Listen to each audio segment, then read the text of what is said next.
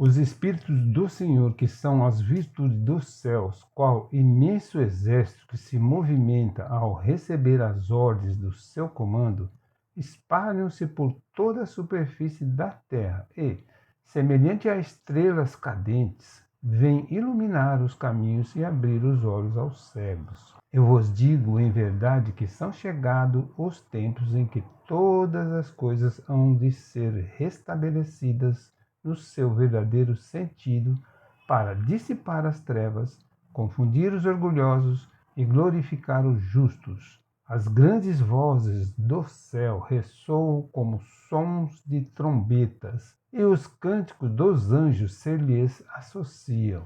Nós vos convidamos, a vós, homens, para o divino concerto. Tomai da lira, fazei uníssonas vossas vozes, e que, num hino sagrado, elas se estendam e repercutam de um extremo a outro do universo. Homens, irmãos a quem amamos, aqui estamos, junto de vós.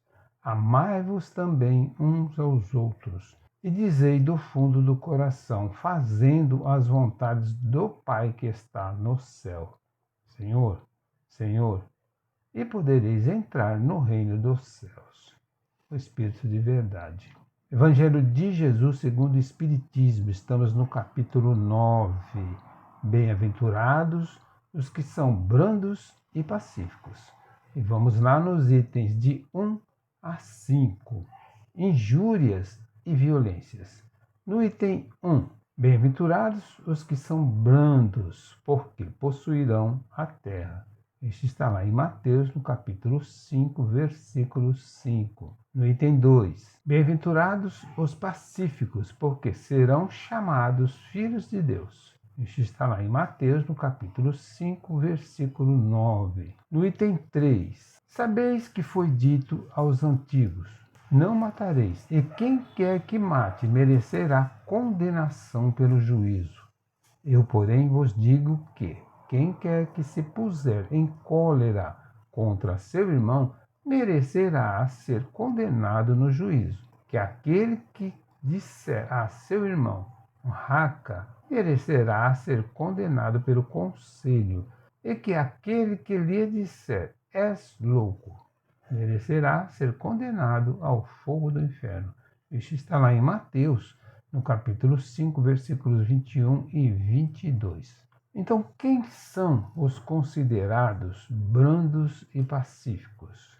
São aqueles que, reconhecendo a necessidade de disseminar a paz entre os homens, a exemplo do Cristo, propagam a tranquilidade nos corações revoltados e violentos, estabelecendo a concórdia entre eles. A paz começa em nós e por nós. Os pacíficos são aqueles que aceitam em si o fogo das dissensões, de modo a extingui-lo com os recursos da própria alma, doando tranquilidade a todos que lhes compartilham a marcha.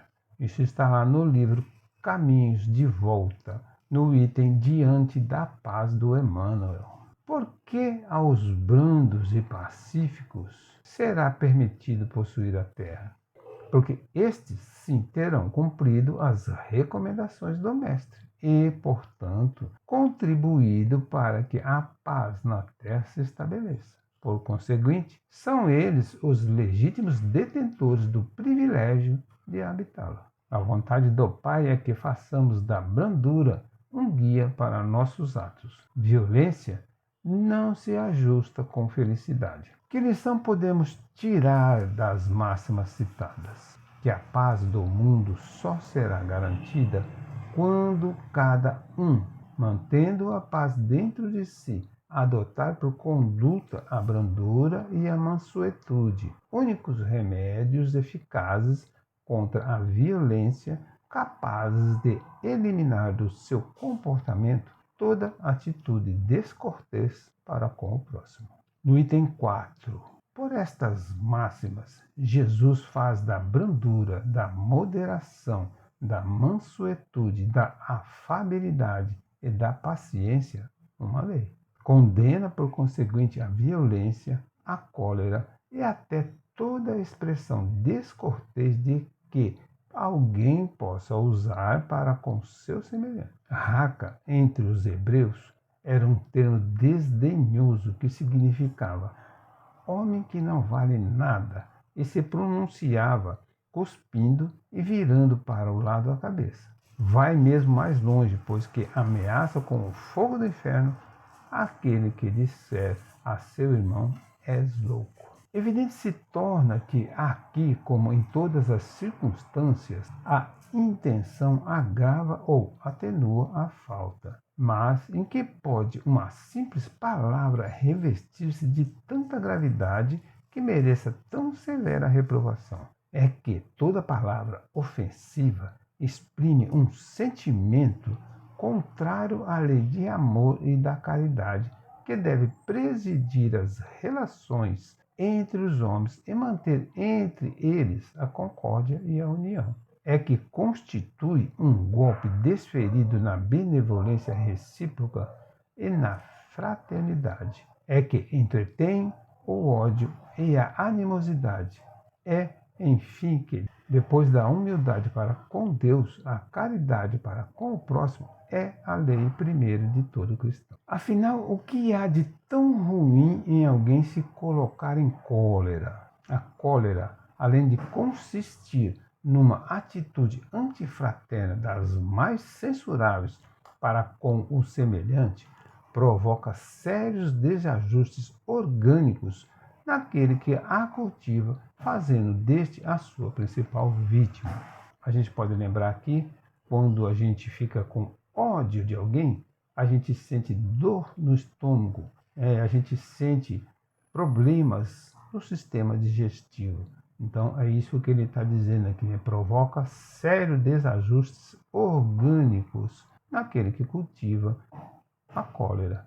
A cólera é tempestade magnética no mundo da alma, e qualquer palavra que arremessarmos no momento da cólera é semelhante a um raio fulminatório que ninguém sabe onde vai cair. Isso está lá no livro da Esperança, no item 24, esse livro do Emmanuel.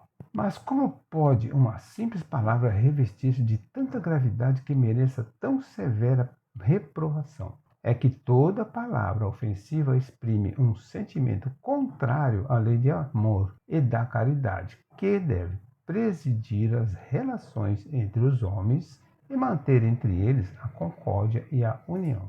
No item 5, o que queria Jesus dizer por estas palavras? Bem-aventurados os que são brandos, porque possuirão a terra, tendo recomendado aos homens que renunciassem aos bens deste mundo e havendo-lhes prometido o céu. Enquanto aguarda os bens do céu, tem o homem necessidade dos da terra para viver. Apenas o que ele lhe recomenda é que não ligue a estes últimos mais importantes do que os primeiros. Por aquelas palavras quis dizer que até agora os bens da terra são assambarcados pelos violentos. Assambarcados quer dizer acumulados. Então são acumulados pelos violentos em prejuízo dos que são brandos e pacíficos, que a estes falta muitas vezes o necessário, ao passo que outros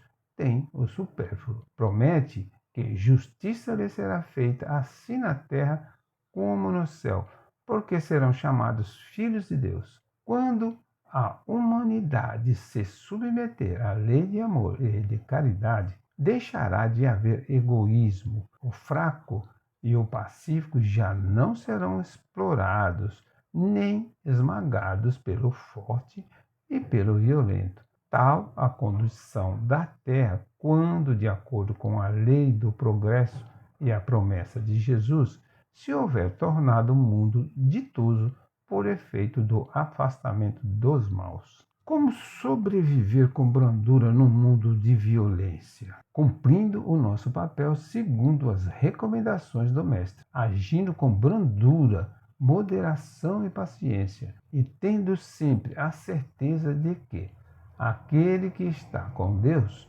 nada sucederá de sofrimento. Mas E se mesmo com os nossos atos de brandura recebermos em troca pedradas de violência? Nossa ação de brandura transformará essas pedras em flores de esperança aos infelizes protagonistas da violência, sob os acordes da justiça e da bondade de Deus, cuja atuação é individualizada para cada ser humano. Conclusão: a violência, sentimento contrário à lei de Deus, que é de paz, constitui um desregramento transitório. Deixará de existir na Terra na medida em que adotarmos para neutralizá-la a brandura, a mansuetude, a afabilidade, a moderação e a paciência.